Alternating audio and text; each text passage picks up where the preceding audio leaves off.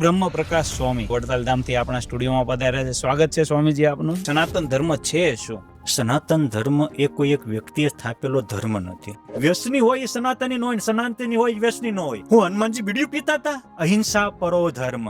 તમે મન કર્મ વચને કોઈને દિલ દુખાય એવું કરો છો, એ જ મોટી હિંસા છે. કોઈનું ખૂન કરી નાખો એ તો હત્યા છે, હિંસા નથી. મોટા ભાગના માણસો નવરી કંપની નખોદ વાળે. આજે ઘણા એવા હિન્દુઓ છે કે કુરાનમાં આમ લખ્યું છે. અરે તમારી ગીતામાં હું લખ્યું છે જુઓ પેલા. કોઈ મહાપુરુષના જીવનમાં સિંહને ટેકા દઈને હોતા હોય એવું સાંભળ્યું? સ્વામિનારાયણ ભગવાન જંગલમાં સિંહ પણ એની પ્રભામાં ભક્તિના રંગે રંગાઈ જતો હતો, એટલે શાંત થઈ જતો હતો. મંદિરનો આ દુનિયાને શું ફાળો રહ્યો છે તમારા મતે? મંદિરોમાં શિલ્પકળા હતી, મંદિરોમાં સાહિત્ય કળા હતી, મંદિરોમાં સંગીત કળા હતી, મંદિરોમાં સ્થાપત્ય કળા હતી. અને એટલે આક્રાંતાઓને એવું થયું કે જો આ મંદિરો રહેશે ને તો ભારતીય સંસ્કૃતિને આપણે આંચ નહીં આપી, એટલે એને મંદિરો તોડ્યા છે. કંઈક રૂપિયા માટે નથી તોડ્યા. નાના બાળકથી માંડીને અંતિમ શ્વાસ ગણતાર સુધીના મંદિરો કામ લાગે. સિયાજીરાવ ગાયકવાડ જેવા બુદ્ધિજીવી માણસોએ શાસ્ત્ર ખજાનો વેચીને શાસ્ત્ર હાચવા છે, મંદિરો હાચવા છે.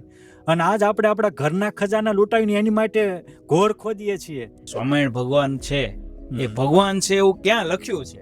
નમસ્કાર, ત્રિશુલ ટોક શોના વધુ એક એપિસોડમાં આપનું હાર્દિક સ્વાગત છે. હાલમાં શ્રાવણ મહિનો ચાલી રહ્યો છે. ત્રિશુલ ટોક શો હંમેશા સમાજને કંઈક આપનારા વ્યક્તિત્વનું આપની સાથે મુલાકાત કરાવતા હોય છે. ત્યારે પવિત્ર શ્રાવણ માસમાં ખાસ ચાતુર્માસ ચાલી રહ્યો છે, એટલે સાધુ સંતોનો સમાગમ કરવો જરૂરી છે, આપણા સનાતન ધર્મમાં કહેવાયું છે. ત્યારે અમે એવા જ બ્રહ્મ જ્ઞાનીઓ, એવા જ પરમ તત્વ સાધુતા વાળા સંતોનો આપની સુધી સાક્ષાત્કાર કરાવવાના છે, આપણને સાચું જ્ઞાન પીરસવાના છે. ત્યારે એવા જ એક સાધુ, એમનો હું પરિચય કરાવવા જઈ રહ્યો છું, એવા સંતનો પરિચય કરાવવા જઈ રહ્યો છું, જેઓ આજે ત્રિશુલ ટોક શોના મહેમાન બન્યા છે. સાધુ બ્રહ્મ પ્રકાશ સ્વામી વડતાલ ધામથી આપણા સ્ટુડિયોમાં પધાર્યા છે. સ્વાગત છે સ્વામીજી આપનું. જય સ્વામિનારાયણ. જય સ્વામિનારાયણ. જય સ્વામિનારાયણ. ખૂબ ખૂબ અભિનંદન. બ્રહ્મ પ્રકાશ સ્વામીની વાત કરીએ તો પરમ સારા એક લેખક છે, સાહિત્યકાર છે, વક્તા છે, સાથે સાથે એક સંસ્કૃત અભ્યાસકાર અને ઇતિહાસ આખો સાહિત્યનો અભ્યાસ કરનારા સાધુ છે. કેવી રીતે સ્વામિનારાયણ સંપ્રદાય નહીં માત્ર એક વડતાલ ધામ જ નહીં, પરંતુ દેશના અનેક ધર્મોનો અભ્યાસ કર્યો છે, અનેક અવતારો સાધુ સંતોનો અભ્યાસ કર્યો છે અને ઉચ્ચ કોટીનું એક જ્ઞાન મેળવ્યું છે. અને હાલમાં સત્સંગીઓ જ નહીં, દેશ વિદેશના અન્ય ધર્મના લોકોને પણ જ્ઞાન પીરસી રહ્યા છે. ત્યારે આજે આપણી સાથે ઉપસ્થિત છે, તમામ વાતચીત કરવાના છીએ. પવિત્ર શ્રાવણ માસ છે, એમાં શ્રવણનો મહિમા છે. ત્યારે આજે શ્રવણ કથા વાર્તા તો નહીં, પણ સીધા સવાલ જે લોકોને મનમાં મૂંઝવતા હોય છે, લોકોમાં ખર કરી ગયા છે કે આ સાચું હશે ખોટું હશે, તમામ સાક્ષાત્કાર આજે તમારી સાથે કરવો છે સ્વામીજી. સરસ. શરૂઆત કરવી છે મારે. આપ સ્વામિનારાયણ સંપ્રદાયના એક પરમ સાધુ છો, પરમહંસ કહી શકાય. સ્વામિનારાયણ સંપ્રદાયના પરમહંસો સ્વામિનારાયણ ભગવાન વખતથી ચાલી રહ્યા છે. પરમહંસો તો પરમહંસો હતા. આપને ખાસ એ જ વાત કરવી છે, સ્વામિનારાયણ ભગવાનની પાછળ આટલા વર્ષો પહેલા હજારો સાધુ બન્યા, ત્યારથી સ્વામિનારાયણ સંપ્રદાયનો વિકાસ થયો. પાંદડે પાંદડે સ્વામિનારાયણ સંપ્રદાયનું નામ થશે એવી વાતો થઈ રહી છે. સ્વામિનારાયણ ભગવાન પોતે હયાતીમાં કહેતા. આ બધી વાતો કરવી છે તો શરૂઆત કરવી છે સ્વામિનારાયણના સાધુઓની. સ્વામિનારાયણ ભગવાન હતા એની સવાલો થઈ રહ્યા છે. વાત મારે પહેલો જ સવાલ આપને કરવો છે. સ્વામિનારાયણ ભગવાન છે એ ભગવાન છે એવું ક્યાં લખ્યું છે? ભગવાન છે એવું ક્યાં લખ્યું છે પ્રશ્ન જ નથી. કોઈ પણ ભગવાન છે એ ભગવાન, પહેલો પોઈન્ટ તો એ છે કે ભગવાન અનુભવનો વિષય છે. પોઈન્ટ 1. પોઈન્ટ 2 કે ભગવાન શાસ્ત્રમાં લખ્યા હોય તો ભગવાન નથી હોતા. ભગવાન ભગવાન હોય એટલે ભગવાન હોય છે. શાસ્ત્રમાં લખ્યા એટલે નથી હોતા. હું તમને સામે પ્રશ્ન પૂછું છું કે વ્યાસ ભગવાન તો કૃષ્ણ ભગવાનની સમકાલીન થયા, અને કોઈ પણ ઇતિહાસ તમારે તપાસવો હોય તો પેલા સમય જોવો પડે, પોઈન્ટ 1. બીજો કયા સ્થળે એ થયું છે એ જોવું પડે, ને ત્રીજો કયો સંવાદ છે એ જોવું પડે. વ્યાસ ભગવાન 5000 વર્ષ પહેલા કૃષ્ણ ભગવાન સમકાલીન હતા. એ પહેલા જે અવતાર થઈ ગયા એ તો વ્યાસ ભગવાને કીધું કે અવતાર હતા. એનું કયા ગ્રંથમાં લખેલું છે? કોઈ પ્રમાણે નથી. રામ ભગવાન છે એવું કયા વેદમાં લખેલું છે? કયા સ્મૃતિ ગ્રંથમાં લખેલું છે? કયા ઉપનિષદમાં લખેલું છે? અરે નરસિંહ, પરશુરામ, વરા, વામન, દત્તાત્રેય, કપિલ, આ ભગવાનનું ક્યાં લખેલું છે?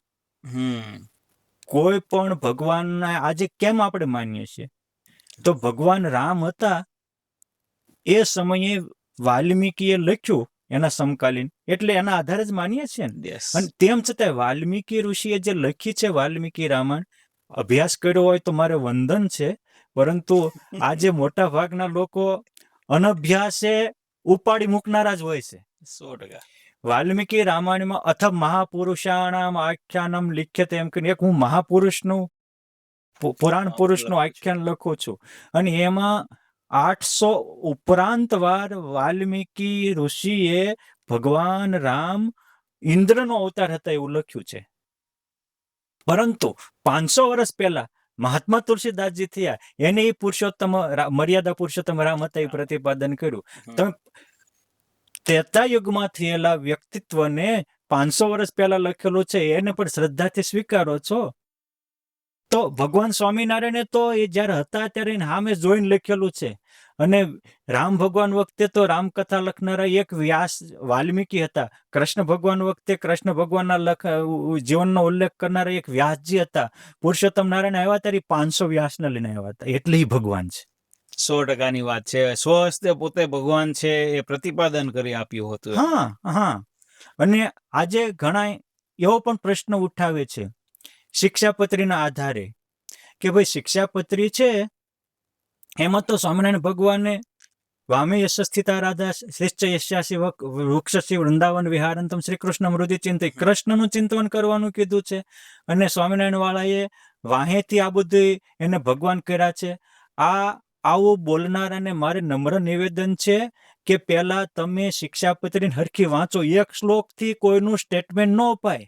કોઈનું તમારે સ્ટેટમેન્ટ લેવું હોય તો પૂરા શ્લોક વાંચવો પડે.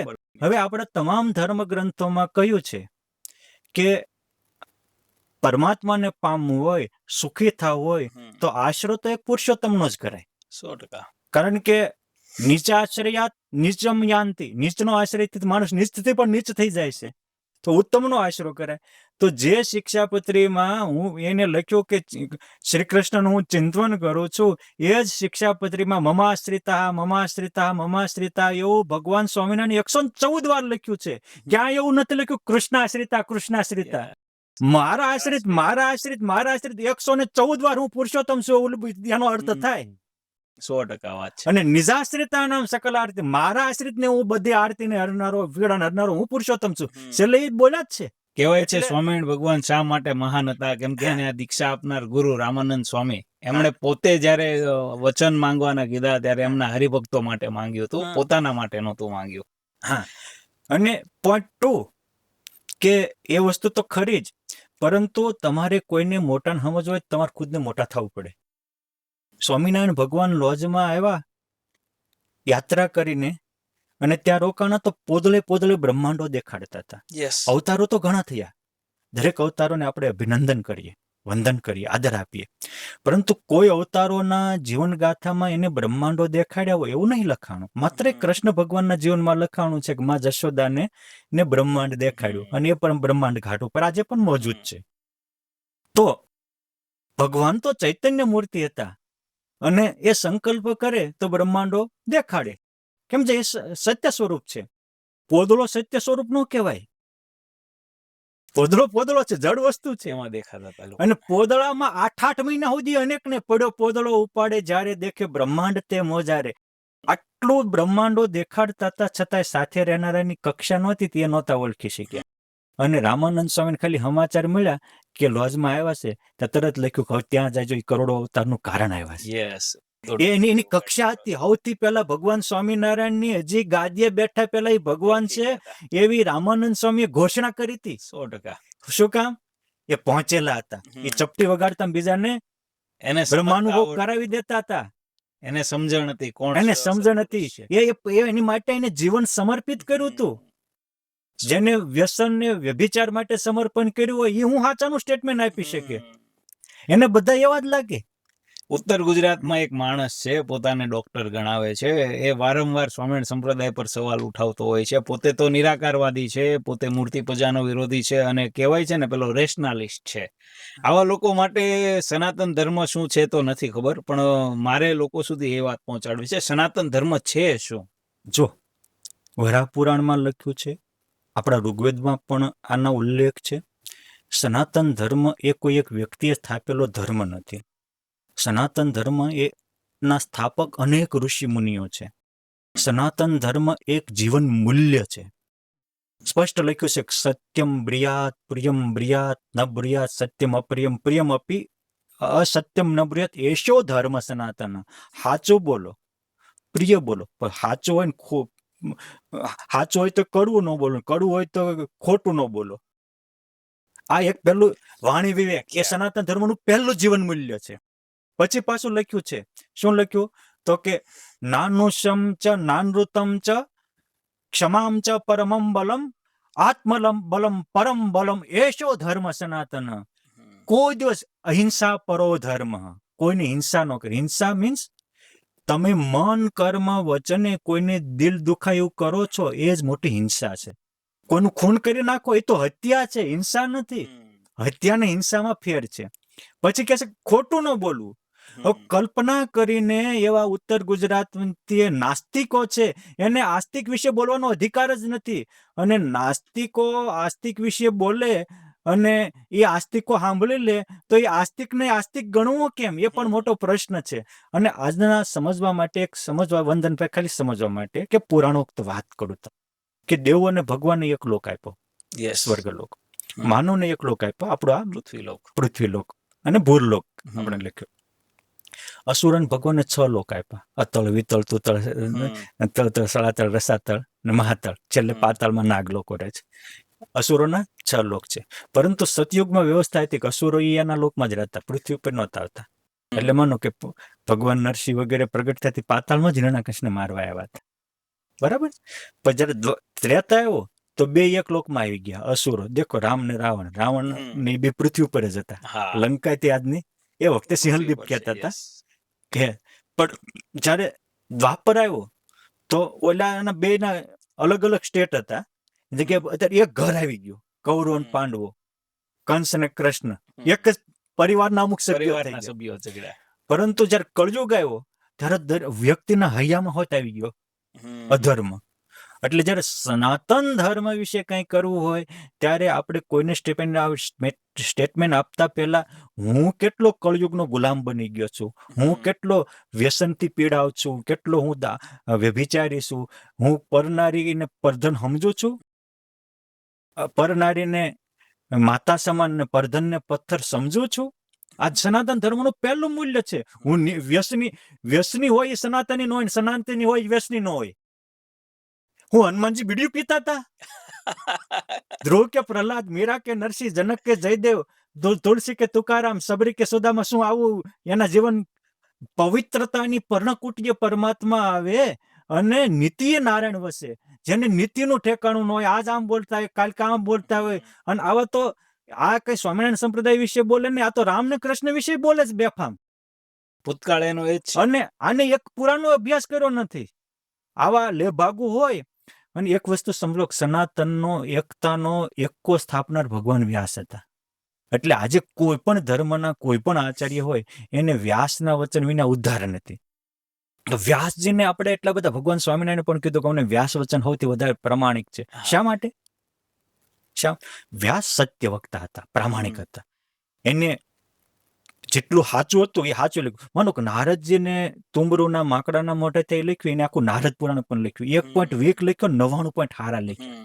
એ શિવજી મોહિની સ્વરૂપમાં મોહ પામ્યા એ લખ્યું, એનું આખું શિવ પુરાણ પણ લખ્યું. એક જ વ્યક્તિએ ગણપતિ પુરાણ, શિવ પુરાણ, વિષ્ણુ પુરાણ, અગ્નિ પુરાણ, ગરુડ પુરાણ, નારદ પુરાણ, વરાહ પુરાણ, વામન પુરાણ, આ બધા પુરાણો લખ્યા. દેવી પુરાણ પણ લખ્યું. શું કામ લખ્યું?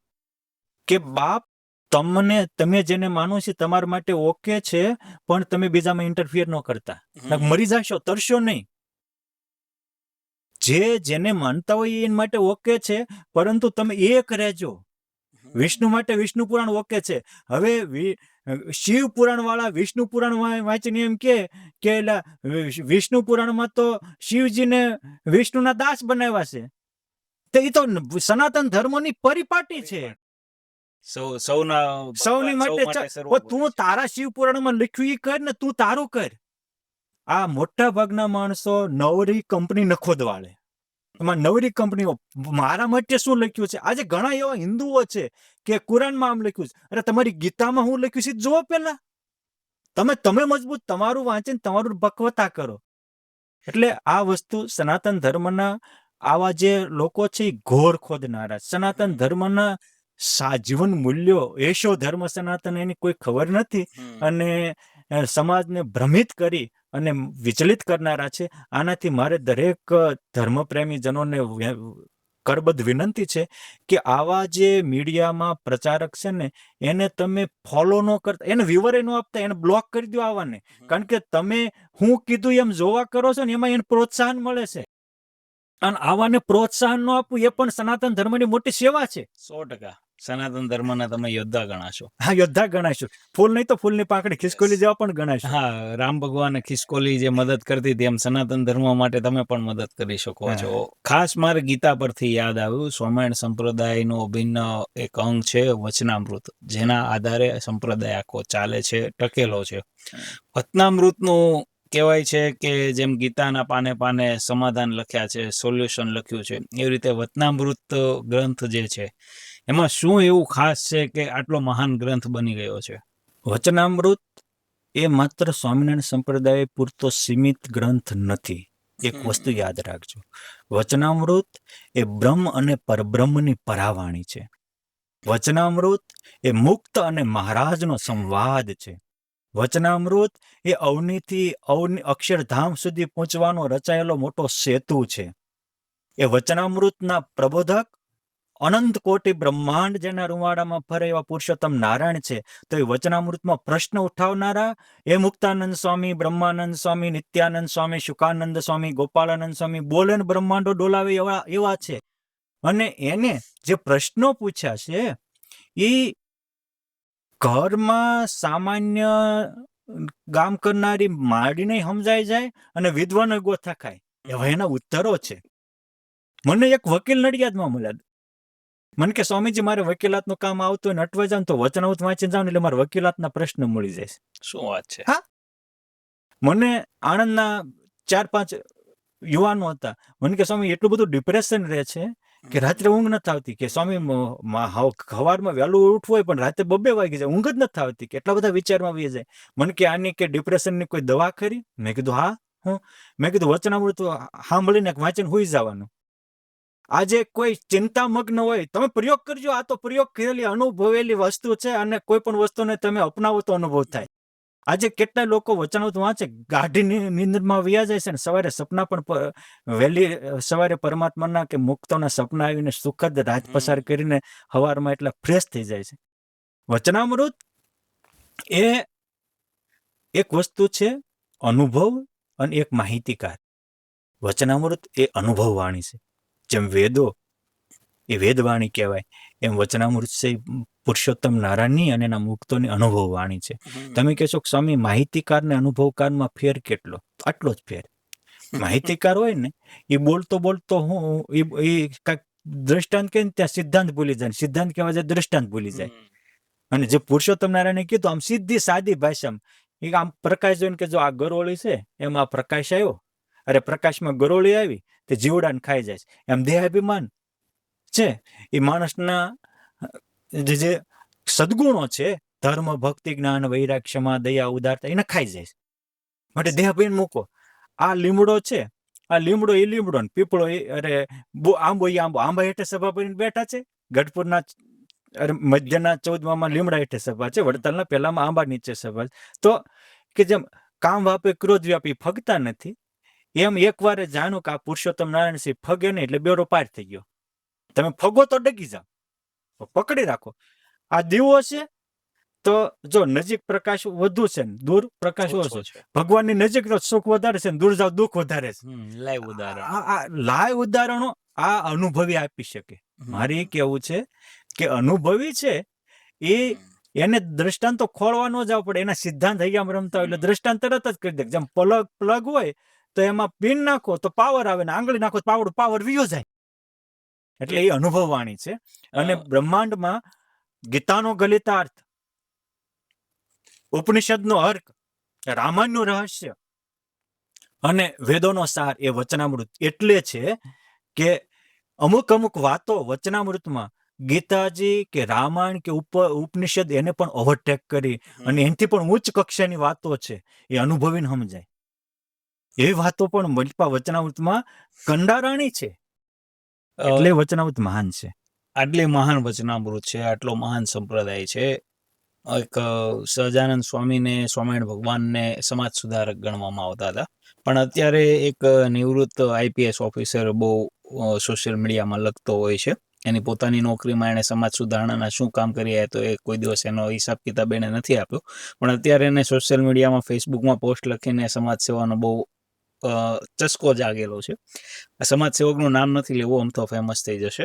સમાજ સેવકને એ નથી ખબર કે જે સમાજ માટે લખે છે, જે કોમ માટે લખે છે, જે પ્રાંત માટે લખે છે, એ પ્રાંત અને દેશ માટે સ્વામિનારાયણ ભગવાને શું કર્યું. મારે તમારી પાસે એ જાણવું છે, અને સમાજ સુધારક કહેવાતો સમાજ સુધારકને વાત પહોંચાડવી છે કે સ્વામિનારાયણ ભગવાને પોતાના સમયમાં ત્યારથી આજ સુધી સ્વામિનારાયણ સંપ્રદાય જે વંચિત વર્ગ છે, દલિત સમુદાય છે, આદિવાસી સમુદાય છે, એના માટે સમાજ સુધારણાના કેવા કાર્યો કર્યા છે, આ મહાન સંપ્રદાયે શું કામ આપ્યું છે, શું સેવા આપી છે આખા સમાજને, એ જાણવું છે મારે. આવા જે વ્યક્તિઓ હોય એ 200 વર્ષ પહેલાનું તો આંધળા ન જ જોઈ શકે, પણ વર્તમાન કાળનું જોઈ શકતા હોય ને હરખી દ્રષ્ટિ રાખીને, તો પણ એને કોઈક ધન્યવાદ આપે. વર્તમાન કાળે સ્વામિનારાયણ સંપ્રદાય શું આપે છે, એ શું કામ આપે છે? એના મૂળ પુરુષે એના પ્રેરણા સ્ત્રોત હતા. ભગવાન સ્વામિનારાયણના સમકાલીન પાર્ષદ ભીમજી ભગતે હરિલીલા કમલ ભાસ્કર ગ્રંથ લખ્યો છે. એમાં ભગવાન સ્વામિનારાયણનું વ્યક્તિત્વ લખ્યું છે, અને એમાં લખ્યું છે કે રૂઢી ક્રિયા વિના નવરા ન રહે ઘડી નાથ, સહજ સ્વભાવ એવો હરિનો રહે સદા સારા જન સંગાત. જેટલા સારા જનો એની સાથે ક્યારેય કુસંગનો સંગ કરતા નહીં. બીજો પોઈન્ટ કે ભગવાનને શું આપ્યું? હું પ્રશ્ન એ કહું છું, સ્વામિનારાયણ ભગવાનને શું નથી આપ્યું? આ દુનિયાના જે કોઈ ફિલ્ડના જે કોઈ હારું હોય એ બધું જ ભગવાન સ્વામિનારાયણે આપ્યું છે. અને ક્યારે આપ્યું છે? પોતે પોતાના જીવનમાં અપનાવીને આપ્યું છે, બોલીને નહીં. ભગવાને કીધું કે ભક્તિ કરાય તો ફરે પ્રદક્ષિણા શત દો માસ લગી હરીશ. 2 મહિના સુધી પ્રદક્ષિણા, એ વડતાલ ધામની આવડી મોટી પરિક્રમા છે, 9 શિખરનું કમળાકાર બ્રહ્માનંદ સ્વામી બાંધેલું મંદિર, એને 200 પ્રદક્ષિણા ફરે અને પાછા 51 દંડોત કરે. પછી કીધું છે કે તમે ભગવાનને પગે લાગજો, ભગવાનને વંદન કરજો. એ પોતાના જીવનમાં પોતે આમ આવે એને ચપટી વગાડતામાં માણસને નહીં, કબૂતરાને પણ સમાધિ કરાવી શકતા હતા, વાંદરાને પણ સમાધિ કરાવી શકતા હતા, પશુ પંખીને. અરે એના શરીરે સ્પર્શેલી સળી હોય, એક છેડો અડાડીને સમાધિ થાય, બીજો છેડો અડાડીને ઉતરી જાય. આ તો સ્વામિનારાયણની ઓરા પ્રભા વિશે આપણે ક્યારેય જાણ્યું નથી. એવું કહેવાય છે કે ચૈતન્ય મહાપ્રભુ નીકળે તો એની ઓરા પ્રભાને કારણે પશુ પંખીઓ કલરવ કરતા હોય, હરે રામ હરે કૃષ્ણ બોલતા. એવી એની ભક્તિનો પ્રભાવ હતો. હજી બોલવું વંદનભાઈ સહેલું છે. હું તમને કહું સ્વામિનારાયણ બોલો કે રામ બોલો કે કૃષ્ણ બોલો, તમે તરત બોલશો. પણ હું એમ તમને કહું તમે સમાધિ કરી લો, જઈ શકશો? સ્વામિનારાયણ ભગવાન નીકળતા ત્યારે પશુ પંખી હિંસક વૃત્તિઓ વાળા પણ સમાધિમાં વયા જતા હતા. ભગવાન જયારે આંધ્રથી કર્ણાટકમાં આવતા, મલિયાચલ ચંદનના વૃક્ષનો આજે પણ ફેમસ જંગલ ગણાય છે, ત્યાં 10,000 સર્પ આવે, તમોગુણી સર્પોને સમાધિઓ કરીને 10,000 સર્પોનો ઉદ્ધાર કરેલો સત્સંગી જીવનમાં નજરે જોયેલા ત્રિકાલજ્ઞ મહાપુરુષોએ લખ્યું છે. આ ભગવાન સ્વામિનારાયણે પોતાની પ્રભાથી બધાને ખેંચાય. કોઈ મહાપુરુષના જીવનમાં સિંહને ટેકા દઈને હોતા હોય એવું સાંભળ્યું નહીં? આ સ્વામિનારાયણ ભગવાન જંગલમાં સિંહ પણ એની પ્રભામાં ભક્તિના રંગે રંગાઈ જતો હતો, એટલે શાંત થઈ જતો હતો, એટલે એની પ્રભા હતી. એ ભગવાન સ્વામિનારાયણ લોજમાં આવ્યા તો સેવા કેમ કરાય? પોતે જીવીને પોદળા વીણીને અતિથિઓને સત્કાર આપીને, સદાવ્રત માટે અન્ન વસ્ત્ર માગીને, અને રાતના 12 વાગ્યા સુધી યાત્રિકોને જમાડીને કીધું છે કે સેવા ધર્મો મહાન. એ અપનાવીને કીધું છે. પહોંચતું કે દુનિયામાં જરૂર હોય એ કરો. એ પોતે કાર્યાણી હોય કે કુંડળ હોય, માંગરોળ હોય કે ગઢપુર હોય, અમદાવાદ હોય કે વડતાલ હોય, અનેક જગ્યાએ અનેક સત્કાર્યના પુરસ્કાર કર્યા છે. વાવ ગળાવી, કુવા ગળાવવા, તળાવ ગળાવવા, જ્યાં જેની જરૂરિયાત હોય એ બધું કાર્ય ભગવાનને કર્યું છે. અને ભગવાન સ્વામિનારાયણે કોઈ માટે ક્યારેય વારો તારો નથી રાખ્યો.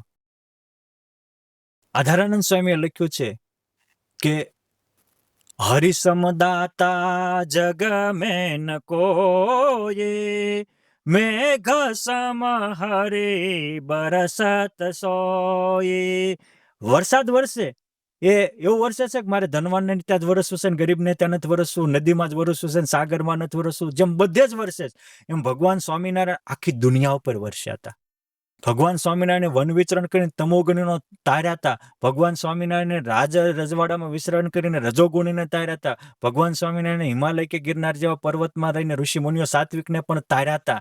અને એકે એકને ગળે લગાવ્યા હતા. ભગવાન સ્વામિનારાયણ જે આનંદ ઉત્સાહથી ગાયકવાડ સરકારના રાજમહેલમાં જતા, એ જ આનંદ ઉત્સાહથી નહીં એનથી હોવાય આનંદ ઉત્સાહથી સગ્રામ ભક્ત દેવી પૂજકના ઘરે પણ જતા હતા. અને હજી સયાજી રાવના મહેલમાં ગયા હોય તો એની પેરામણી સ્વીકારી નીકળી જતા હતા. પણ બાપ સગ્રામના ભરી ગયા હોય તો ત્યાં તો ભોજને કરતા ને એના હાડલાની પેરામણી પોતે કરતા હતા. આટલા નિમ્ન વર્ગને ભગવાને ગળે લગાવ્યા છે. એટલે સ્વામિનારાયણ સંપ્રદાય વખતે ભક્ત ચિંતામણીમાં જે મેં હમણાં તમને વાત કરી એ રીતે નિષ્કુળાનંદ સ્વામીએ જ્યારે લખતા હતા ત્યારે બધા નામના પ્રકરણ લખ્યા. ત્યારે એ નિષ્કુળાનંદ સ્વામીને યોગ સમ્રાટ ગોપાળાનંદ સ્વામી પ્રત્યે ખૂબ આદર હતો. સ્વામી બોટાદ આવ્યા તો ગઢપુરથી લખતા લખતા એ નામનો ખવડો દેખાડવા બોટાદ આવ્યા. એટલે વાંચીને ગોપાળાનંદ સ્વામી કહે છે કે અહીંયા ભગુભાઈનું નામ કેમ ન લખ્યું? તો કે કોણ? તો કે આ ભગુભાઈ કોળી. તો કે સ્વામી એના નામ લખો. સ્વામી ગોપાળાનંદ સ્વામી કે નિષ્કુળાનંદ સ્વામી ભગવાનનો સંબંધ થયો, ભક્તિ થયો, એમાં જ્ઞાતિપાતિ ન હોય. અને આ ભેખની ટેક એ વર્ણાશ્રમને વળગી પાશરૂતે કેમ પીછશે એવું મુક્તાનંદ સ્વામીએ લખ્યું. આ વર્ણાશ્રમની આડમાં હિન્દુ ધર્મ હળતો તો એમાંથી મુકાવનારા પહેલા ક્રાંતિકારી હોય તો પુરુષોત્તમ નારાયણ હતા. એ વખતે કોઈક મુસલમાનના ઘરે કોઈ ઘૂંટડો પાણી પી જાય એને હિન્દુઓ અપનાવવા તૈયાર નહોતા. ત્યારે મુસલમાનને ત્યાં મોટા થયેલા પ્રેમ સખી પ્રેમાનંદ સ્વામીને અપનાવી અને પ્રથમ અરોલના પરમહંસ બનાવનારા પુરુષોત્તમ નારાયણ હતા. ભગવાન સ્વામિનારાયણની પ્રથમ અરોલના સંત મૂળદાસ થયા. એ તો સુતાર જ્ઞાતિમાં જન્મ્યા હતા. અતિત સંપ્રદાયની પરંપરામાં આવતા હતા. વળી રાધા અમર નામના વાણિયા સાથે સંબંધ થવાથી મરવા તૈયાર થઈ ત્યારે એને બચાવ્યા. પછી એની દીકરી રતન એની દીકરી રાધા થઈ. ત્યાં મુક્તાનંદ સ્વામી જન્મા. પુરુષોત્તમ નારાયણ ગુરુ માનીને સેવતા હતા. એનાથી મોટા થતો હોય તે. હા, જો એમાં જ્ઞાતિપાતિ ક્યાં છે એમ મારી કેવું છે કે સુતારને ત્યાં છે, અતીત પરંપરામાં આવે છે, દીકરી આ રીતની છે, પાછા એના પતિ સ્વીકાર્યા અને એમના મુખે કેટલાય સત્સંગીઓ બન્યા. હા, સ્વામિનારાયણ સંપ્રદાયમાં સૌથી વધારે વર્તમાન ધારીને સત્સંગી બનાવનારા મુક્તાનંદ સ્વામી હતા. 1.5 લાખથી ઉપરાંત મુક્તાનંદ સ્વામી હાથે વર્તમાન ધારીને સત્સંગી થયા એવું એક નંદ સંતોની ગણના છે. એટલે એ પછી સાણીના તેજા ભક્તો હોય ત્યાં જાય તો કે સ્વામિનારાયણ ભગવાન આવ્યા છે. લોકો નહીં કોઈ સ્વામિનારાયણ આવે ને ત્યારે કોઈ હાજર ન રહેતા. એટલે મારે કીધું તેજા ભગત તમારી સમાજના જ માણસો છે, બીજા કોઈ નથી, આ દેવી સમાજના જ માણસો છે, બીજા કોઈ નથી. ત્યારે કે તમે આવવાના હતા ને એટલે રાગ દ્વેષને કારણે માણસો દૂર થઈ ગયા છે. અને વંદનભાઈ સમજવા જોશે કે રાગ શું ને દ્વેષ શું. અને તમામ ગ્રંથોમાં લખ્યું છે કે રાગ દ્વેષ જાય પછી જ પરમાત્માની સમીપ થવાય, અને રાગ દ્વેષ જાય પછી જ એનામાં ધર્મના ને જીવનના મૂલ્યો આવે છે. રાગ દ્વેષ વાળો તો આંધળી બાંધેલી પટ્ટી વાળો છે. રાગ એટલે શું? તો ખબર હોય ભૂલ છે છતાં છોડી ન શકે એ રાગ છે. હો, દુર્યોધન કહેતો હતો જાનામી ધર્મમ નચમે પ્રવૃત્તિ જાનામી ધર્મમ નચમે નિવૃત્તિ. ખબર છે ધર્મ જાણું છું છતાંય તે મૂકી શકતો નથી. ખબર છે કે ધર્મ જાણું છતાંય અરે પકડી શકતો નથી, ધર્મ જાણું છું મૂકી શકતો નથી. આ રાગ દ્વેષ, આ રાગ કહેવાય, મોહ. અને દ્વેષ શું? તો ખબર છે કે આ સારું છે છતાં સ્વીકારી ન શકાય. ખબર છે કે આજે સ્વામિનારાયણ સંપ્રદાયનું યોગદાન એ વિશ્વમાં શિરમોર છે, જેને દેશના વડાપ્રધાન હોય, વિદેશના મોટા મોટા મિનિસ્ટરો, પ્રાઇમ મિનિસ્ટરો હોય, અરે જે તે ફિલ્ડના ટોપ લેવલના વ્યક્તિ હોય, એ સ્વામિનારાયણ સંપ્રદાયની સારું વસ્તુને સ્વીકારતા હોય તો તે અમુક ક્યાંક વાત અલ્પજીવીઓની દેખાતું જ નથી, કેમ જે દ્વેષની પટ્ટી બાંધી છે અને વનવે હાલનારી આ કંપનીઓ છે. આ વનવે કંપનીઓ કહેવાય. એટલે મારેથી કેવું છે કે આવી વનવે કંપની એ રાવણની ઓલાદો કહેવાય, એનાથી બચવું. તમે કહેશો કે સ્વામી તમે રાવણની ઓલાદ શું કામ કીધી? તો ખાલી એક સમજવા માટે કે શૂર્પણખાનું લક્ષ્મણજીએ નાક કાપ્યું ને રાવણ પાસે ગઈ, કીધું કે તારી જેવો ભાઈ અને મારું નાક કપાણું. વાલ્મીકી રામાયણમાં રાવણ ક્યારે રામ લક્ષ્મણ શબ્દ નથી બોલ્યો. તપસ્વી તપસ્વી આ જ શબ્દ વાપરે છે. રામ લક્ષ્મણ બોલી નથી શકતો. એમ આવી જે કંપનીઓ હોય ને એ સ્વામિનારાયણ નામ નહીં બોલી શકે.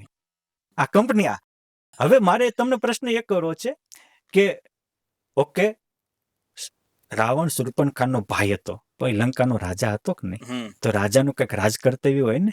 પેલું રાજ કર્તવ્ય આવે, પછી પરિવારનું કર્તવ્ય આવે.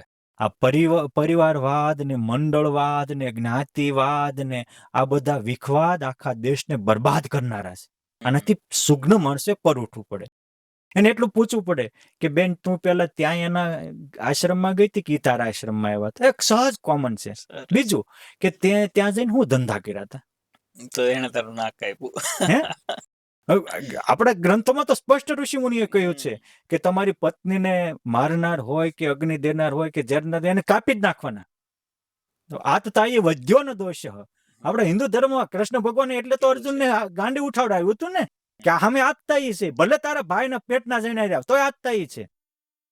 અને ભગવાન સ્વામિનારાયણે એટલે મારે તે કેવું છે આ ત્રીજો પોઈન્ટ પણ કરી શકે. કદી કદી બે માણસને જઈને પૂછાવડાવ્યું હોય ખાનગીમાં કે હું કામ કાપ્યું હતું, એમ બેનને ન પૂછી કોઈને હિંમત વધતો કશું જ ન કર્યું, સીધી પ્રતિજ્ઞા લીધી કે એ તપસ્વીનું મારી નાખીશ.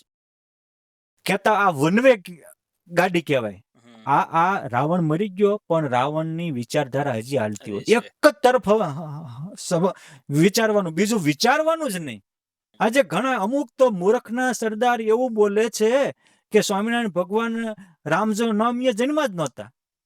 એ મૂર્ખને આપણે શું કહેવું કે તે સ્વામિનારાયણ સંપ્રદાયના 4500 ગ્રંથો છે એમાંથી ખાલી 5 વાંચ્યા. ઓલા એક શરત ચૂકથી ભગવત પ્રસાદજી મહારાજે લખેલી ભક્ત મનોરંજનીનું કંઈક રેફરન્સ લેવા લખ્યું ને રેફરન્સમાં એને ખોટું એને લખાઈ ગયું, મધુમાસની જગ્યાએ મહામાસ લખાઈ ગયું. અને તું એનું મૂળ તો પેલા તપાસ. આ મૂળ તપાસ્યા વગરના જે હાંકી મૂકીને આ બધા મૂળિયા વગરના કહેવાય. અને મૂળિયા વગરના પાસે તેમ જઈશું ને તો આપણે મૂળિયા વગરના થઈ જઈશું. ખોટાને સાંભળવા વાળા તે ખોટા. હા, દુર્યોધનને સાંભળવાથી ભીષ્મ પિતાને દ્રોણને મૂંઝવણ આવી હતી. સાંભળો તો કોઈક શ્રેષ્ઠને સાંભળો, તટસ્થને સાંભળો. સાચાને સાથ નતા આપી શક્યા. હા, એ ઓલાને સાંભળવાથી. એટલે આ સમજવું પડે. ખાસ સમાજ સુધારકો અત્યારે માર્કેટમાં બહુ બધા છે. સમાજ સુધારકો સહજાનંદ સ્વામી, સ્વામિનારાયણ ભગવાનની વાતોને વાગોળી રહ્યા છે, પણ એમને જાણી નથી શકતા. એમણે જે સુધારાઓ કર્યા, અમે શાળામાં ભણ્યા ત્યારે એમાં પણ ઘણા પ્રથાઓ બંધ કરાવી હતી, અહિંસક યજ્ઞો કરાવવાનું શરૂ કર્યું હતું. એના ઇતિહાસને મૂલવામાં નથી આવી રહ્યો. આને મૂલવવા માટે સમાજ સુધારકોએ શું કરવું જોઈએ અત્યારે? કોઈ પણની મૂલવણી કરવી હોય તો પહેલા તો તમે જેનું સ્ટેટમેન્ટ આપો છો ને એની વિશે લખાયેલું પહેલા પૂરું વાંચો, પછી મૂલવણી કરો. મણિલાલ સિંહ પારેખ જે ખ્રિશ્ચન ધર્મના પ્રચારક હતા, ભારતના પ્રકાંડ પંડિત અને બાંગ્લાદેશની મહા યુનિવર્સિટીના સચિવ અને કુલપતિ કૃષ્ણચંદ્ર સેનના એ સેવક હતા. મૂળ તો રાજકોટ જન્મેલા, પણ ત્યાં એ સ્ટડી માટે ગયા અને પછી પ્યોર ક્રિશ્ચન બની ગયા અને એનો પ્રચારક પણ બની ગયા. પરંતુ પ્યોર હિન્દુ ધર્મના વિરોધી બની ગયા હતા. હિન્દુ ધર્મ એવું કહેતા હતા કે હિન્દુ ધર્મ ડબ્બામાં પૂરાયેલો છે, એમાં માનવતા નથી, હ્યુમન રાઇટ્સ કોઈ પાળતા નથી, આવું બધું એના મગજમાં હતું. પરંતુ એ કોઈ કાર્ય પ્રસંગે જ્યારે રાજકોટમાં સૌરાષ્ટ્ર યુનિવર્સિટીની સ્થાપના થઈ ત્યારે ત્યાં આવ્યા. તો ત્યાં ત્રિભુવનશંકર વ્યાસ, જેમની દીકરી ડૉક્ટર રશ્મિબેન મહા વિદુષી હતા, મહાકવિ નાનાલાલ, એનો ત્યાં એને સંપર્ક થયો. સ્વામિનારાયણ સંપ્રદાયનું તિલક ચાંદલો જોઈને પહેલા તેને ખબર પડી કે સ્વામિનારાયણ સંપ્રદાયમાં આવું તિલક ચાંદલો છે. તો એને જાણવાની જિજ્ઞાસા થઈ. જો તમારે કાંઈ પણ કરવું હોય તો પહેલા તમે જિજ્ઞાસા પ્રાપ્ત કરો. હા, ઓલી આપણે કહેવત છે ને કે કાગડીએ એના બચ્ચાને કીધું કે બેટા માનો છે ને બહુ વિચિત્ર ખોપરી છે, એ ક્યારેક પાણો લેવા વાંકો વળે તો ઉડી જાય છે, નકર તને મારશે.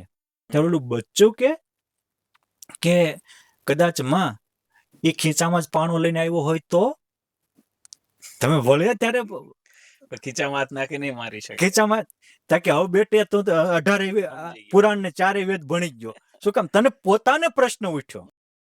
અને આપણા તમામ ગ્રંથો પ્રશ્નમાંથી ઉઠેલા છે. આજના પોડકાસ્ટ પણ એક પ્રશ્ન જ છે. યસ, એ જ છે, એ જ માધ્યમ છે. એ જ માધ્યમ છે. આજે માધ્યમ ફર્યું છે, વસ્તુ તો જે સમાજને એ જ પહોંચાડવાનું છે. એટલે મારે કહેવાનું એ છે કે મણિલાલ સિંહ પારેખે પછી ત્રિભુવન દાદાએ આપેલું ભક્ત ચિંતામણી, સત્સંગી જીવન, હરિચરિત્ર ચિંતામણી, નંદ સંતોની વાતોનો અભ્યાસ કર્યો. જો તમે અભ્યાસ કરી અને પછી તમે સ્ટેટમેન્ટ આપો એ ઓકે છે, બરાબર છે. પણ તમને સ્વામિનારાયણ સંપ્રદાયના ભગવાનની જન્મતિથિ ખબર હોવા છતાં તે લોકોને ગેરમાર્ગે જ ગોરો છો. સ્વામિનારાયણ સંપ્રદાયનું એક તમે વચનામૃત વાંચ્યું નથી, અને અમતા લે ભાગોની જેમ કોઈ તમે પુરાણે વાંચ્યા નથી.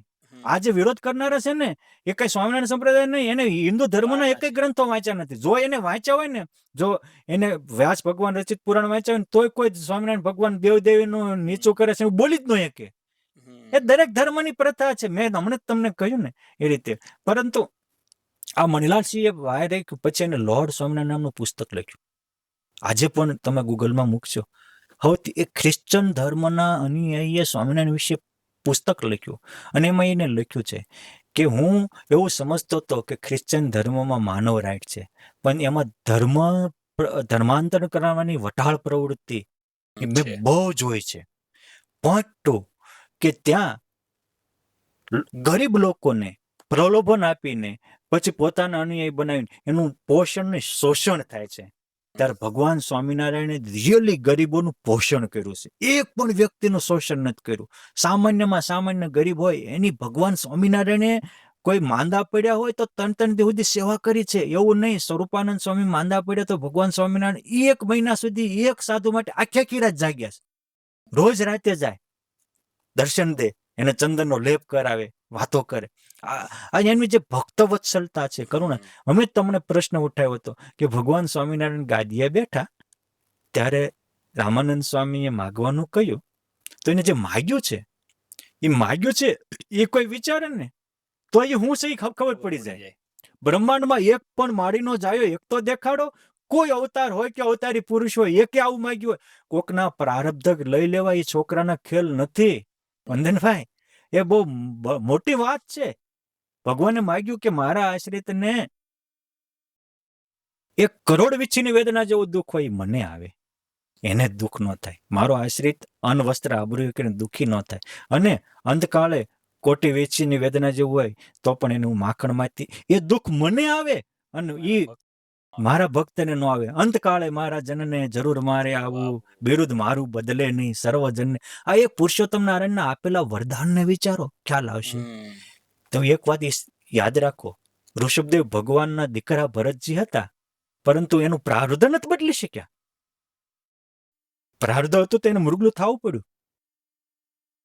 દશરથજી ભગવાન રામના પિતા હતા, પરંતુ પિતાનું પ્રારબ્ધ ભગવાન રામ ધારે તો બદલી શકે, પણ બદલ્યું નથી. એ વાત એટલી જ સાચી છે કે ભાઈ દશરથ તારે દીકરા 4 અંત સમયે હાજર ને રહેનાર, જે શ્રવણના માતા પિતાએ શાપ આપ્યો એ પ્રારબ્ધ લાગી ગયું.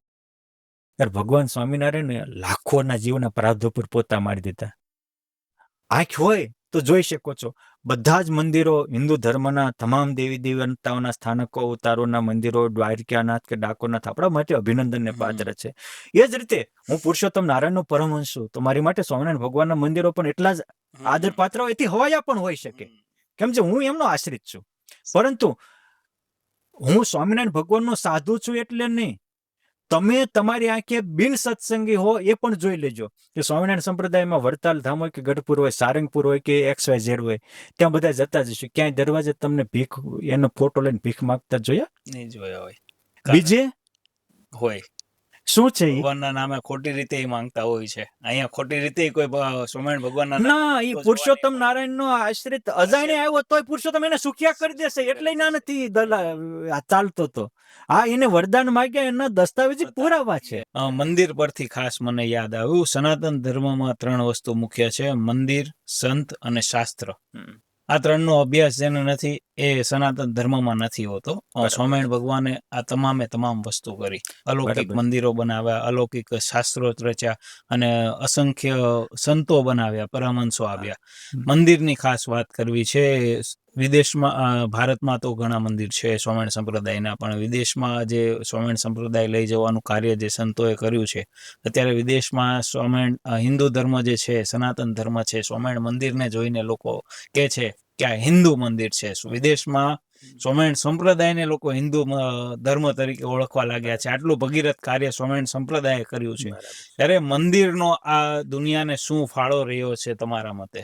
જો હું તમને કહું, આજે ઘણા લોકો એવું બોલે છે કે મંદિરની શું જરૂર છે, હોસ્પિટલ બનાવો, સ્કૂલ બનાવો. મારે આવો જે પ્રશ્ન ઉઠાવતા હોય એને થોડુંક એક વિચાર આપવો છે, દ્રષ્ટિકોણ આપવો છે. કે હું તમને પૂછું છું કે તમારી સ્કૂલ તમારા જીવનમાં કેટલી કામ લાગે? ભણતા હોય ત્યાં સુધી, 12 ભણો ત્યાં સુધી જે તમારે 12 કે 15 વર્ષ સુધી 5 કલાક, ઠીક. હોસ્પિટલ લાઈફ ટાઈમમાં કેટલી કામ લાગશે? બીમારી આવે ત્યારે, એટલે આખી લાઈફ ટાઈમમાં વધીને 2-5 મહિના, હા. બરોબર. પછી કોઈ ભાગશાળી હોય ને કંઈક પૂના પ્રારબ્ધ લઈને આવ્યો હોય ને પછી દવાખાને હોસ્પિટલમાં પડ્યું રહેવું પડે, એ અપવાદ છે. બરાબર છે. મંદિર તમને કેટલું કામ લાગશે? મુશ્કેલીના સમયે એવું નથી. નાના બાળકથી માંડીને અંતિમ શ્વાસ ગણતા સુધીના મંદિરો કામ લાગે. આપણા દેશ કૃષિ પ્રધાન હતો, એની સાથોસાથ ઋષિ પ્રધાન હતો, અને એટલે જ ભારતનો સુવર્ણ યુગ હતો. આજે આપણે ઋષિ સંસ્કૃતિ ભૂલ્યા છીએ અને કહેવાતા બુદ્ધિશાળી બુઠ્ઠાઓએ જેટલું આ હિન્દુ સંસ્કૃતિને આમ પતનનું કાર્ય કરી રહ્યા છે એવું બીજા કોઈ નથી કરી રહ્યા. હું સ્પેશિયલ શબ્દ વાપરું છું, બુદ્ધિશાળી બુઠ્ઠાઓ, કે તર્ક કરી અને સમાજને ગેરમાર્ગે દોરે છે. મારે એ કહેવું છે કે હું હમણાં જ અમેરિકા જઈને આવ્યો, તો અમેરિકાનો ઇતિહાસ 250 વર્ષ જૂનો છે, 250 વર્ષ જ જૂનો છે. આઝાદ થયો ત્યારે આપણી ભારતીય ઝૂંપડપટ્ટીમાં રહેનારી જે પરિસ્થિતિ છે એ ત્યાં ઝૂંપડપટ્ટીની જ સિસ્ટમ હતી. હું એના બધા ફોટા વિડીયો પણ કરીને લાવ્યો છું, એના બધા મેમોરિયલ પણ ત્યાં છે, અને એ જ પરિસ્થિતિ હતી. પરંતુ એ લોકો શું કર્યું, સહારાને અપનાવ્યું. પહેલેથી જે વોશિંગ્ટન થયા એનેથી એને કર્યું કે આપણે સારાને અપનાવો. તો આજે 250 વર્ષમાં ક્યાં પહોંચી ગયા? મારે તે કહેવું છે કે આપણા 250 વર્ષ પહેલા આપણી ભારતીય ઝૂંપડપટ્ટી જેવી એની પરિસ્થિતિ હતી. ભારતના ઇતિહાસને તપાસો, જે જૂના મંદિરો છે આજથી 1000 વર્ષ જૂના, 1500 વર્ષ, 2000 વર્ષ જૂના, કેટલી એની ભવ્ય શિલ્પિતા છે, કેટલી એની વિશાળતા છે. અરે સતયુગ વખતથી ભારતમાં મંદિરોનું નિર્માણ થયેલું છે. સ્કંદ પુરાણમાં તો વિષ્ણુ ખંડમાં, મેં જે કાલે જ તે એક પોડકાસ્ટ કર્યો તો સતયુગી ઇન્દ્ર, તમે કંઈક વાંચજો, સાંભળજો, ખાલી 20 મિનિટની છે, સતયુગી પુરુષની સમજવા જેવી વાત, ક્યારે ન સાંભળી હોય. એને સ્કંદ પુરાણમાં વ્યાસ ભગવાન લખ્યું છે કે આજથી 18 કલ્પ પહેલા એ હતા. એક કલ્પ એટલે આપણા 8 અબજ ને 64 કરોડ વર્ષ જાય. એક ચોકડી, અરે 1000 ચોકડી, એક ચોકડી એટલે 43 લાખ ને 20,000 વર્ષ થાય. એવી 1000 ચોકડી જાય ત્યારે એક કલ્પ થાય. એ વખતે એને ભારતમાં ગામડે ગામડે મંદિર બનાવ્યા હતા, ગામડે ગામડે સદાવ્રતો ખોલ્યા હતા, ગામડે ગામડે બ્રહ્મ વિદ્યાની પાઠશાળાઓ ખોલાવી. આ આપણી, મારે તે કેવું છે કે વ્યાસ ભગવાને પુરાણોમાં આપણી ભારતીય સંસ્કૃતિના મોડલ આપ્યા છે. અને આપણા રાજા રજવાડાઓના ઋષિમુનિઓ જે વરામિહિર થયા, સુશ્રુત, આર્યભટ્ટ, ભટ્ટાચાર્ય, વિક્રમાદિત્ય સમયે જે કવિ કાલિદાસ વગેરે થયા, આ બધાએ શું કામ આટલા બધા મંદિરો બાંધ્યા? અયોધ્યામાં રામ મંદિર કે આખી અયોધ્યા સરયુ ગંગામાં સમાપ્ત થઈ હતી. ત્યારે ભગવાન રામે વિક્રમાદિત્યને દર્શન આપીને કીધું કે તું અયોધ્યા ફરીને વસાય. આજની અયોધ્યા છે એ વિક્રમાદિત્ય વસાવી. અહીંયા મારું જન્મસ્થાન હતું, અહીંયા કોપ ભુવન હતું, અહીંયા કઈ કઈ ભુવન હતું, અહીંયા દશરથ મહેલ હતો, અહીંયા હનુમાનગઢી હતી. એ વિક્રમાદિત્ય આખું વસાવ્યું. ભગવાને દર્શન આપીને શું કામ આ બધું બનાવડાવ્યું? મારો પોઈન્ટ ત્યાં છે. ભગવાનને ભૂલ થાય, એક વસ્તુ યાદ રાખજો કે ભગવાનને કોઈ દી ભૂલ થાય નહીં. ભગવાનનું કોઈ પણ વિધાન દયા વગરનું હોય નહીં. માટે આ મંદિરો એ માત્ર એક પગે લાગીને વ્યતા થવાનું સ્થાન નહોતા. મંદિરો એ કુટુંબની એકતાનું પ્રતીક છે. મંદિરો એ પરિવારની એકતાનું પ્રતીક છે. મંદિરો એ આપણી ભારતીય સંસ્કૃતિને ઉજાગર કરવાનું મોટું રાજસ્થાન છે. મંદિરો એ તમામની પીડા હરનારા અને શાંતિ દેનારા સ્થાનકો છે. મંદિરો એટલે કે આપતકાળ આવે ત્યારે સૌથી પહેલા આગા ઉભા રહેનારા મંદિરો છે. ભૂકંપ હોય, અતિવૃષ્ટિ હોય, અનાવૃષ્ટિ હોય, આજે પણ જયારે જરૂર પડે ત્યારે મંદિરોમાંથી જ બધાને સીધા પાણી દેવા જવાય છે. આ કહેવાતા બુદ્ધિશાળી તર્કજીવોએ એક જ વાર આપતકાળમાં કોકની પાસે ઉભા રહ્યા હોય ને 500 કે 5000 ફૂડ પેકેટ મૂકે, એક તો દાખલો આપો. અને મંદિરોએ બધું જ આપ્યું છે, આજે પણ આપે છે, ભવિષ્યમાં પણ આપતા રહેશે. ભૂતકાળમાં પણ મંદિરો જ બધાને સહાય કરી છે. અને એટલે સ્વામી વિવેકાનંદજી હોય કે ભગવાન રામ હોય, ભગવાન કૃષ્ણ હોય કે ભગવાન દત્તાત્રેય, બધાએ મંદિરોને પ્રમોટ કર્યા છે. વશિષ્ઠ અને વાલ્મીકી, ભારદ્વાજ અને પરાશરે બધાએ મંદિરોને અપનાવ્યા છે. આમ મંદિરોના આખા આખા ગ્રંથો લખ્યા. પુરાણ વિષ્ણુખંડ આખો મંદિર ખંડ છે. શિવખંડ શું છે? આખા 12 જ્યોતિર્લિંગ આપણા છે શું છે? માટે આ ભારતીય સંસ્કૃતિની જે આધાર સ્તંભ છે એ મંદિરો હતા. અને મંદિરોથી જ મંદિરોમાં શિલ્પકળા હતી, મંદિરોમાં સાહિત્ય કળા હતી, મંદિરોમાં સંગીત કળા હતી, મંદિરોમાં સ્થાપત્ય કળા હતી. બધી જ કલાના પોષકો મંદિરો હતા. અને એટલે આક્રાંતાઓને એવું થયું કે જો આ મંદિરો રહેશે ને તો ભારતીય સંસ્કૃતિને આપણે આંચ નહીં આપી, એટલે એને મંદિરો તોડ્યા. કઈક રૂપિયા માટે નથી તોડ્યા. મંદિરની વાત પરથી આટલું રહસ્ય તમે ગાઢ કર્યું. પણ મને એક પ્રશ્ન થાય, આ બધા સવાલ મંદિરો પર જ થતા હોય છે, બીજા ધર્મ હોય છે એમાં નથી થતા. આ બાબતે તમે આટલો અનુભવ ધરાવો છો, તમને શું લાગે છે? હિન્દુઓને હિન્દુ ધર્મમાંથી પતન કરવા માટે લોર્ડ મેકેલો, જે અંગ્રેજ સત્તા વખતે મહાવિદ્વાન આવ્યો, એને ભારતીય ઋષિ પરંપરા, ગુરુકુલ પરંપરા નષ્ટ કરીને સ્કૂલ પરંપરા શરૂ કરી. એટલે એમાંથી વિખવાદ ઉભા થયા. અને પછી એને કીધું કે ભાઈ એ સ્કૂલની રીતે ભણાવવું હોય એ શિક્ષકો રહ્યો, બાકી જવા દો. પછી તે વખતે જે બ્રાહ્મણો હતા, પવિત્ર જે વેદજ્ઞ પુરુષો હતા કોઈ પણ કાસ્ટના, એને પોતાની રીતે અભ્યાસક્રમ ચાલુ કર્યો. અને અમુક લોકોએ પછી આ અંગ્રેજોના ત્રાસથી પોતાના દીકરાઓને ભણાવવાનું છોડી દીધું. એ લોકોને ખબર હતી કે આ હિન્દુઓને નષ્ટ કરવા શું કરવું પડે, તો કે એને મંદિરોમાંથી, સંતોમાંથી અને સદગ્રંથોમાંથી શ્રદ્ધા તોડાવવી પડે. કારણ કે ગીતાજીમાં વારે વારે પૂછાનું, પ્રભુ તમે મળો છો કોને? તો ભગવાને કીધું શ્રદ્ધાવાન પ્રાપ્સ્યતિ મામ. અને આપણા ઋષિમુનિઓએ આ 3માં શ્રદ્ધા રાખી હતી. અને આ 3ની શ્રદ્ધા એ બધાને માટે પ્રગતિનું દ્વાર હતું. એટલે તે વખતે અંગ્રેજોએ અમુક વિદ્વાનોને રૂપિયા આપીને વેચાતા ખરીદી લીધા. અને એને તર્કપૂર્વક ઓલા અંગ્રેજોના પ્રોટેક્શન નીચે હિન્દુ ધર્મના મંદિરો ઉપર શંકા કરવાનું ચાલુ કરી દીધું. અને આપણી ગુજરાતી કહેવત છે કે ડાગ્યો ભય ને પછી ગલુડિયા વોં વોં કરવા માંડે. જાણો એમ વાહિલા ગલુડિયા વોં વોં કરે, જાણ્યા વગરના. બાકી હું કહું છું કે હિન્દુ ધર્મોમાંથી જ્યારે જ્યારે હિન્દુઓને જરૂર પડી ત્યારે મંદિરો જેનું રક્ષણ પોષણ કર્યું છે ને આજે કરે છે. આ તો આંખે દેખેલો અહેવાલ છે. તારે ઇતર ધર્મોના ઘણા મંદિરો છે. હું કોઈ દી અયોધ્યા એવું કહે છે કે એમના મંદિરોની આસ્થા સ્થાનોની શું જરૂર છે? કોઈ ઇસ્લામ ધર્મ એમ કહે છે કે મસ્જિદોની શું જરૂર છે? મસ્જિદોમાં શું થતું હશે એ બધા આપણે મારે બોલવાની જરૂર નથી. શું થતું હશે અને ક્યાંથી આતંકવાદીઓ પેદા થાય છે અને ક્યાંથી મોટા મોટા ગોધરાકાંડ વખતે એટેક કરવા વાળા માણસો ક્યાંથી નીકળે છે એ તો તમે બધા જાણતા હો. કેમ છે ગુજરાતમાં છો, આ ગુજરાતની ઘટના હોય છે. વિચાર આપવા વાળા વ્યક્તિઓમાં પડેલું છે કે અબ્દુલ કલામ બનવું છે કે આતંકવાદી બનવું છે.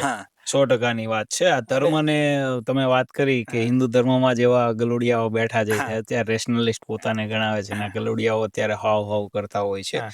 મંદિરો અનિવાર્ય છે, સત્શાસ્ત્રો અનિવાર્ય છે અને સંતો અનિવાર્ય છે, અને એ ત્રણેયમાં આપણી શ્રદ્ધા અને વિશ્વાસ પણ અનિવાર્ય છે. તો જ આપણો હિન્દુ ધર્મ બચી શકશે. અનેક સંસ્કૃતિઓ હિન્દુ ધર્મ પર હુમલાઓ કર્યા પણ હિન્દુ ધર્મ એટલે જ ટકી રહ્યો છે કારણ કે એના મૂળમાં આ 3 વસ્તુ છે. અને એ એટેક કરતા ને તો સાધુ સંતો ગ્રંથો બાળ્યા ને તો મંદિરોની, સદગ્રંથોના ઇતિહાસોની અને સત્પુરુષની મહાનતાની વસ્તુઓ નાનામાં નાના સાધુઓએ તો લોક સમાજ સુધી રાખી હતી એટલે ટક્યો છે. કારણ કે તત્વચિંતકોનું માનવું છે કે તમારે જે સંસ્કૃતિ નષ્ટ કરવી એનો ઇતિહાસ ભૂસી નાખો. આપણા ઋષિમુનિએ ઇતિહાસ અમર રાખ્યા છે. વડોદરાના ગાયકવાડ સરકાર જેવાએ જ્યારે બીજા વિશ્વયુદ્ધ વખતે એવું થયું કે અહીંયા કદાચ બોમ્બ પડશે તો બહુ તકલીફ પડશે, તો એને શું કર્યું કે એના તિજોરીમાં ભરેલા રૂપિયાઓ લોકોને વેચી નાખ્યા અને શાસ્ત્ર બચાવ્યા, શસ્ત્રો. અને જ્યારે રામ મંદિરનો કેસનો અંતિમ ચુકાદો આવવાનો હતો ત્યારે એને કીધું કે કોઈ મસ્જિદ તૂટ્યા પહેલા મંદિર તૂટ્યા પહેલાનો જો કોઈ ગ્રંથ હોય અને એનું પ્રમાણ મળે કાંઈ રામ મંદિર હતું તો તમારું ઓકે થાય. તારી ગાયકવાડ સરકારે હાચવેલો પ્રાચ્ય મંદિર વડોદરામાંથી આજથી 550 વર્ષ પહેલાની હસ્તપ્રત રામાયણ મળે ને એમાંથી પુરાવાથી આપણો ભારતીય રામ મંદિરનો કેસ જીતાણો છે. સમજવા જેવો પોઈન્ટ છે કે સિયાજીરાવ ગાયકવાડ જેવા બુદ્ધિજીવી માણસોએ શાસ્ત્ર ખજાનો વેચીને શાસ્ત્ર હાચવા છે, મંદિરો હાચવા છે, અને આજ આપણે આપણા ઘરના ખજાના લૂંટાવીને એની માટે ઘોર ખોદીએ છીએ. માટે આ વિચારવા જેવું છે. અત્યારે સમાજનો એક પ્રાણ પ્રશ્ન છે આપઘાત કરી લેવો કે પછી ચિંતા છે તો કંઈક ને કંઈક નાસીપાસ થઈને વ્યસનમાં આવી જાય, વ્યસન આવે એટલે ટેન્શન આવે ને ટેન્શન આવે એટલે આપઘાત પર જાય છે. શિક્ષાપત્રીમાં હરિભક્તોને કહેવાયું છે આપઘાત કરવો નહીં, કોઈ કાળે કરવો નહીં. આટલું સ્થિર રાખવાની વાત શિક્ષાપત્રીમાં પણ ભગવાન સ્વામિનારાયણે કરી હતી. તો આ બધા મુદ્દાઓને લઈને મંદિર શાસ્ત્ર સંત શું એવો સહયોગ આપી રહ્યો છે કે આ કિસ્સાઓ અટકાવી શકાય? મંદિર, શાસ્ત્રો અને સદગ્રંથો આ ત્રણેય જીવને આધ્યાત્મિકતાની ઉન્મુખ કરે છે, આધ્યાત્મિકતા તરફ દોરી જાય છે. અને પ્રત્યેક પ્રશ્નનો અંતિમ સવાલ આધ્યાત્મિકતા છે. આત્મનો એટલે આત્મા અને પરમાત્મા જે શાશ્વત છે એની સન્મુખ થવું એને જ આધ્યાત્મિકતા કહેવાય. અને તમે જુઓ રણ સંગ્રામમાં એક બાજુ 45 લાખ જેટલા યોદ્ધાઓ 18 અક્ષરની સેના ઊભી છે, શંખ ફૂંકાઈ ગયા છે. જે અર્જુન સ્વર્ગમાં જાય તો ઇન્દ્ર હારી જાય, ત્યાં સ્વર્ગના દેવોને વિજય કરાવે. આટલો સુરવીર જે એકલો અર્જુન ઊભો હોય અને સામે દ્રોણ, ભીષ્મ, કર્ણ, દુર્યોધન બધા હોય અને વિરાટ નારાયણના ઓલામાંથી એકલો કોઈ હારો સારથી કૃષ્ણ ન હોય તો એ બધાને બાંધી કપડા ખેંચીને ગાયું પાછી લાવી શકે. આટલો અર્જુન જ્યારે મોહ થયો ત્યારે એનું ધનુષ ન પકડી શક્યો, અરે ઊભો પણ ન રહી શક્યો, બેસવાય ન સમર્થિત તો બેઠો તો એમ ધ્રુજતો હતો. કંપતિ મેં વપહુ સંસ્કૃતિ મેં ધનુ લખ્યું. એ વખતે પણ કૃષ્ણ ભગવાન એવું ન કીધું કે જગદંબા આ અર્જુનને બેઠા કરો તો હું છે ને તમને 5 કિલો ગોળની માનતા કરીશ કે મારે ઘરે મળીંદો કરાવીશ કે લીંબુના તોરણ બાંધીશ. આવું ન કીધું. ઉઠ તારું કર્તવ્ય બજાવ. આધ્યાત્મિકતા આપી. ભારતીય સનાતન ધર્મ તમે 4 વેદો નો જાય તો કાંઈ નહીં, ગીતાજી છે એ વેદોનો સાર છે. ગીતા તો મારા બાપ વાંચો. અને ગીતા શું સમજાવે છે? ગીતા કરતો જા, ફળની ચિંતા નહીં. હા, અને ગીતાને તમે 5 વાર બોલો, આમ બોલો મારે હારે તો ગીતા ગીતા ગીતા તરત ત્યાગી થઈ જાય. બાપ ત્યાગતા શીખ તો સુખી થાય. ખોટી માન્યતા થાય, ખોટા વિચારો ત્યાં, ખોટું. હવે આપણે આઘાત એટલે કરે છે કે આધ્યાત્મિકતાથી દૂર વહી ગયા છે અને કોઈ સાચું સમજાવનાર નથી, એનામાં શ્રદ્ધા નથી. તમારો જે પાયાનો પ્રશ્ન છે કે આજના યુવાનોને ચિંતા મુક્ત કરવા હોય તો શું કરવું? તો ચિંતા મુક્ત કરવું હોય તો તમે આ 3 વસ્તુને અપનાવો. શાસ્ત્ર અપનાવો, કોઈ સત્પુરુષને અપનાવો અને કોઈ મંદિરોમાં સારા સ્થાનમાં બેસતા શીખો. આજે જે સારા સ્થાનમાં જાય છે એ જ બચે છે. બાકી રૂપિયાવાળા મોટા મોટા અમેરિકા જેવા સ્ટેટમાં તો જે હારામાં હારો એરિયો કહેવાય એમાં એક આત્મઘાત એરિયો પણ કહેવાય છે. મરવું હોય બધા ન્યા જવાનું. બધા મોટા દેશોમાં વેલી કરીને એક આખો પ્રદેશ આ પ્રદેશ છે આખો. મારે એ કહેવાનું છે કે ભૌતિકતા અંતે તમારો વિનાશ જ કરશે. તમે જો એક આધ્યાત્મિકતા પામેલા ભગવાન રામ હોય, કૃષ્ણ હોય, સ્વામિનારાયણ હોય કે ઋષિમુનિ હોય, જ્યારે જ્યારે આપત્તિ આવી ત્યારે બધાએ પરીક્ષિતને ઋષિનો શાપ થયો અને દંશ થયો સર્પનો, તો સુખદેવજી મહારાજે આધ્યાત્મિકતા આપીને જ તેનો ઉદ્ધાર કર્યો છે. ભાગવતજી શું છે? આધ્યાત્મિકતાનો મેઇન ગ્રંથ છે. અને હજારો મરતાને તારી લીધા ભગવાન સ્વામિનારાયણ વચનામૃત વગેરે આધ્યાત્મિક ગ્રંથોનું પાન પકાઈને જ કર્યું છે. એટલે આધ્યાત્મિકતા હશે તો જ તમે ચિંતા મુક્ત જીવન જીવી શકશો. આજે દુનિયામાં સૌથી વધારે દવા શેની લેવાય ખબર છે તમને? હાઈ પ્રેશર બીપી ની અને હોવાની અબજો રૂપિયાની ગોળીઓ હોવાય છે. શું કામ? અને એ બધાને ઊંઘ નથી ને રાતની આવતી, એ રૂપિયાવાળા નથી ના, રૂપિયાવાળા જ છે. મારે કેવું છે કે જો રૂપિયાથી જ શાંતિ મળતી હોત તો ખાલી પેલા ઊંઘ તો મળવી પડત ને. ઊંઘ પણ રૂપિયા આપીને લેવી પડે છે. ઊંઘ પણ રૂપિયા આપીને ખરીદવી પડે છે. એટલે મારે કહેવાનું છે કે રૂપિયા માટે આંધળી દોટ દઈને તમે તમારે આધ્યાત્મિક ખજાનો નો ખોવો. આધ્યાત્મિકતાને અપનાવો. જેટલા તમે આત્માને પરમાત્માની સન્મુખ થશો એ જ શાંતિનો રાજમાર્ગ છે અને એ જ તમારું ઉત્તમ કેરિયર બનાવનાર છે. તમે જુઓ, જનક કે જયદેવ, સબરી કે સુદામા, તુલસી કે તુકારામ, મીરા કે નરસિંહ, ધ્રુવ કે પ્રહલાદ, હનુમાનજી કે બલિ, આ બધા જે છે એ આધ્યાત્મિક પુરુષોના જ ઇતિહાસ રહ્યા છે. બાકી પૃથ્વીપતિઓના ઇતિહાસે ભૂવાઈ ગયા છે. અરે ત્યાં હું તમને કોઈક અપવાદ હશે, પરંતુ આ મોદી સાહેબ છે, ભારતના 18મા વડાપ્રધાન છે, 17ના નામ આવતા બોલો લો. જેથી હશે તેથી આખી દેશ જાણતો હતો. 75 વર્ષમાં દેશનો વડાપ્રધાન ભૂવાઈ ગયો. હું તમે કઈ વાડીના મૂળા, પણ સબરી સુદામાં નહીં ભૂવાય. આધ્યાત્મિક હતા. એટલે બાપ ભૌતિકતાથી પાછા વળીને ચિંતા મુક્ત અને ચેનથી જીવન જીવવું હોય, મોજથી ને મસ્તીથી જીવન જીવવું હોય, થોડીક આધ્યાત્મિકતા અપનાવો. નિરોગી અને સુખપ્રદ જીવન જીવાતું થશે. 100% આજે આટલી સુંદર વાતો સ્વામિનારાયણ ભગવાન શું હતા અને સમાજને શું આપ્યું છે. અત્યાર સુધી ઘણા તમે કીધું ને ગલુડિયાઓને ખબર નથી, તો આ ગલુડિયાઓ સુધી આ વાત પહોંચાડવી જરૂરી છે.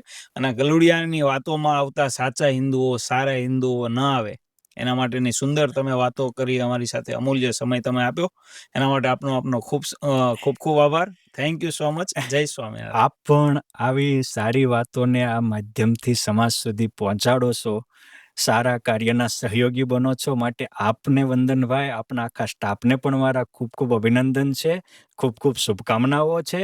કેમ જે કોક સારું સમજી શકતા હોય તો કોક સારું પહોંચાડી શકતા હોય, બેયનો હરખો ભાગ છે. 100% માટે આપને પણ ખૂબ ખૂબ અભિનંદન છે. Thank you so much. જય સ્વામિનારાયણ. જય સ્વામિનારાયણ.